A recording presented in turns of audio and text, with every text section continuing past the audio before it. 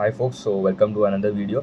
So in this video I'm going to cover a company from the microfinance space, that is Fusion Finance. ठीक है, तो हम लोग ने ऑलरेडी वी हैव कवर्ड, आप देखो सब companies from the microfinance NBFC में क्रेडिट एक्सिस ग्रामीण हो गया, अरमान, मुथूट माइक्रोफाइनेंस, स्पंदना स्फूर्ति, फिर आप देखो सेटिंग क्रेडिट केयर हो गया, ये सबको कवर करिए. This is the last video for the microfinance NBFC वाले सेगमेंट में. उसके बाद वील गो टू द आपका दूसरे सेक्टर्स में जाएगा. ठीक है, सो फ्यूजन फाइनेंस का देख लेते हैं. तो फ्यूजन का अगर देखो 1500 के आसपास ब्रांचेज है, प्रेजेंट इन 22 स्टेट्स. एयूएम का साइज़ कितना है? तो 8900 करोड़, 9000 करोड़ के आसपास का एयूएम का साइज़ है. एयूएम डी ग्रू 22% वाई है. ठीक है, तो इनका और आप देखो स्पंदना स्फूर्ति का एयूएम में शार्प डिक्लाइन है, 20-25% का एयूएम डिक्लाइन आ गया है. Disbursements for down 61%, and net interest income Q4 का स्पेशली देखूँ तो डाउन 26%.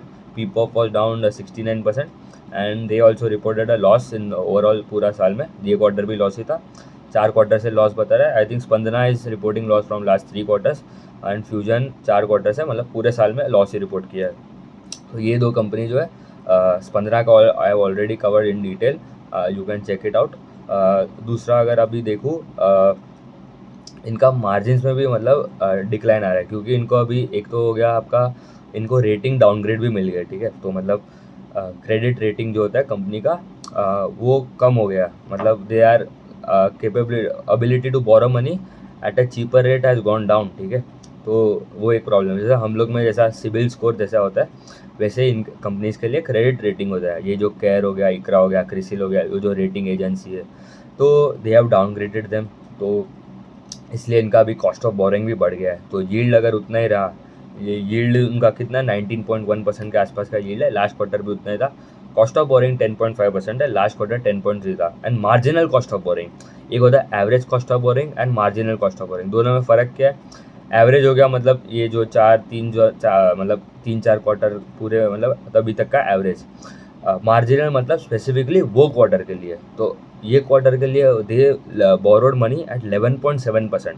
उनका एवरेज अगर देखो, cost of borrowing is 10.5%, they borrowed money this quarter at 11.7%, and last quarter marginal cost of borrowing was 11.3. तो कॉस्ट ऑफ बोरिंग उनका बढ़ रहा है. ठीक है, तो yield minus cost of boring आपको स्प्रेड मिलता है, निम्स मिलता है, जो भी है. तो वो निम्स भी कम हो रहे हैं, 8.6% हो गया है. लास्ट क्वार्टर 8.9 थे. वाई देखो तो 12-13% के आसपास हो गए. तो वहाँ पे भी मतलब कॉन्ट्रैक्शन आ रहा है. तो ये एक प्रॉब्लम हुई है, सबके साथ ऐसा हो रहा है, बट इनको थोड़ा थोड़ा ज़्यादा प्रॉब्लम हो रहा है, क्योंकि एक तो उनको डाउनग्रेड भी मिला है रेटिंग का, तो that has impacted them allot.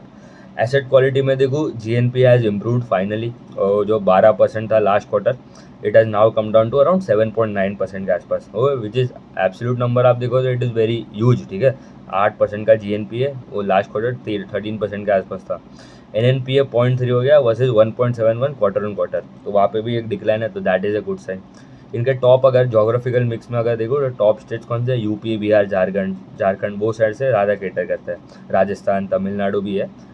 मतलब ये जो 4-5 जो स्टेट है, वहाँ से मेजोरिटी ऑफ द यूएम आता है. कॉस्ट टू इनकम रेशियो क्या था? आपका जो कॉस्ट होता है, मतलब आप if you are earning around 100 rupees, आपका कॉस्ट अगर 70 रुपीज़ है, कॉस्ट टू इनकम आ गया 70%. कॉस्ट क्या होगा? आपके ब्रांचेस ओपन करना है, एम्प्लॉयज़ को सैलरी देना है, ये सब कॉस्ट में आ जाता है. अभी सबका इतना कॉस्ट टू इनकम भी अराउंड इनका 69% है, लास्ट क्वार्टर 75% के आसपास था.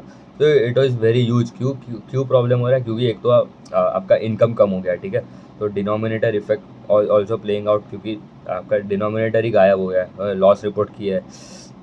दूसरा अगर देखूँ तो कॉस्ट बढ़ गया, क्योंकि उन्होंने अभी मैसिव हायरिंग्स की है इन द कलेक्शन टीम. ठीक है, तो आपके जो उनका पहले क्या था कि जो employees that were responsible for disbursements, वही लोग थे जो कलेक्शन भी देख रहे थे. मतलब जो लोन बांटने के लिए भी एक ही एम्प्लॉय है, लोन कलेक्ट करने के लिए भी एक ही एम्प्लॉय था. एग्जांपल दे रहा हूँ. तो अभी प्रेशर भी बढ़ गया वो एम्प्लॉयज़ पे भी, भाई कोई कस्टमर पे नहीं कर रहा है. तो उन्होंने क्या किया है कंपनी ने कि दो टीम बना दी है. एक स्पेसिफिकली डिसबर्समेंट देखेगा, जो लोन बांटने का काम है, और एक रीपेमेंट्स का देखेगा, जो कलेक्शन का है. तो इसलिए अभी नया टीम हायर किया, उनको नया ट्रेनिंग भी देना पड़ेगा. ट्रेनिंग दिया, उनको सैलरी भी देना पड़ेगा. तो इसके वजह से कॉस्ट तो बढ़ गया, एंड ब्रांचेस तो एक्सपांड करना ही है. ठीक है, तो वहाँ पे उनका कॉस्ट टू इनकम रेशो बढ़ गया. अभी कहाँ पे इम्प्रूवमेंट थोड़ा आ रहा है? That is in your collection efficiencies and par flows, जो स्लिप पार एक्रीशन जो बोलते हैं. तो कलेक्शन एफिशिएंसी देखो for March, month on month अगर देखो, मार्च का अराउंड 98.4 था, फेब्रुवरी में 98.1 था, जनवरी में 97.7% था। तो ये इम्प्रूव हो रहा है, तो डायरेक्शन इज गोइंग राइट, ठीक है, तो ऊपर जा रहा है, तो that is good sign. Par flows देखो पार ज़ीरो जो होता है, मतलब ऐसे कस्टमर जो अभी जो टाइम पे कर रहे थे अभी तक, वो अभी नहीं कर रहे पे, तो दैट अगर देखो, मतलब अगर 100 रुपये अगर आपने लेंड किया है कस्टमर को, जो अभी तक पेमेंट आ रहे थे उनके टाइम पे, 100 rupees worth of loan amount, अगर अगर उनका Q2 में देखो तो दैट नंबर वॉज अराउंड 2.9%, मतलब 2.98 रुपीज़ उनको लेट आ रहा था पेमेंट। Q3 में वो नंबर केम डाउन टू 1.8%, मतलब लेट कम हो रहा है पेमेंट, तो that is good sign. Late तो हो रहे हैं बट कम लेट हो रहा है, तो दैट इज़ इम्प्रूवमेंट। दूसरा अगर देखो Q4 में अभी it has come down to 0.57%, तो डायरेक्शन दिखना है, ठीक है, नीचे जा रहा है, that is good sign. Asset quality थोड़ा इंप्रूव हो रहा है, that is also good. Absolute number तो आप देखोगे तो 8-9% इज़ वेरी बैड, बट कहाँ से आ रहा है वो 13% के आसपास के एब्सोल्यूट नंबर से, क्वार्टर नंबर से आ रहा है, ठीक है। उनका अभी यही है कि Q3 में उन्होंने बोला ग्रीन शूट्स और विजिबल, सबका यही है कि H2 of FY26 would be better compare to H1 of FY26। इन्होंने ऐसा कोई गाइडेंस नहीं दिया स्पेसिफिकली देखो तो Q4 में, बट अगर आप मुझे पूछोगे तो डिसबर्समेंट का भी अगर इन्होंने बोला है कि ग्रोथ अभी तक आएगा नहीं इतना जो रेट से वी आर एक्सपेक्टिंग पूरे स्पेस में, बट इन्होंने बोला है Q-on-Q they would consolidation phase में, अभी रिकवरी फेज हो गया है उनका, कंसोलिडेशन होगा and then they will start their upward journey. अभी ये दो कंपनी जो है, स्पंदना स्फूर्ति एंड ये फ्यूजन फाइनेंस, ठीक है, ये दो जो कंपनीज है, इनको अभी थोड़ा भी प्रॉब्लम होता है तो ये लॉस बता देता है, ठीक है। कोई भी आप देखो पूरे 6 कंपनीज में से they were the first one to report losses in the quarter, ठीक है, इन Q1 Q2 इन्होंने तो 4 क्वार्टर से लॉस बताया, स्पंदना आई थिंक Q2 से लॉस बताना चालू किया है। दूसरे अगर थोड़े अच्छे कंपनीज का बात करूँ, ठीक है, लाइक आप देखो अरमान हो गया, उनका भी थोड़ा अभी प्रॉब्लम है। क्रेडिट एक्सिस ग्रामीण हो गया, सेटिंग क्रेडिट केयर करके जो कंपनी है, ये जो 3 कंपनीज है they are doing much better compare to आप देखो ये फ्यूजन एंड स्पंदना स्फूर्ति। मुथूट माइक्रो फाइनेंस भी है, बट उनका growth guidance is little conservative, 5-10% का ही ग्रोथ का गाइडेंस दिया है, तो प्रॉब्लम तो है अभी भी, बट अभी सबको साथ में अभी पूरे इंडस्ट्री में प्रॉब्लम था, ठीक है। आप देखो स्मॉल फाइनेंस बैंक में भी सब में प्रॉब्लम्स था, तो अभी सबको प्रॉब्लम्स तो साथ में हुए, बट कौन सा जल्दी रिकवर करता है वो हमें ट्रैक करना है, ठीक है। तो ये हो गया पूरा माइक्रो फाइनेंस का। I have already covered all the companies. आप देखो in the small finance bank भी अगर देखो तो सब बोल रहे हैं कि 20% के आसपास ही ग्रोथ आएगा। थोड़े खाली सूर्योदय is the one that is telling कि 30-35% का ग्रोथ करेगा इन FY26, जो माइक्रो फाइनेंस में ज़्यादा है। AU small finance is also targeting 25%, जना स्मॉल 20%, कैपिटल स्मॉल जिनका माइक्रो फाइनेंस है ही नहीं कोई सेगमेंट, वो भी मतलब वो तो बहुत कम ग्रो कर रहा है, क्योंकि 20% ही ग्रो कर रहा है, क्योंकि बल्कि उनका माइक्रो फाइनेंस वाला सेगमेंट है ही नहीं।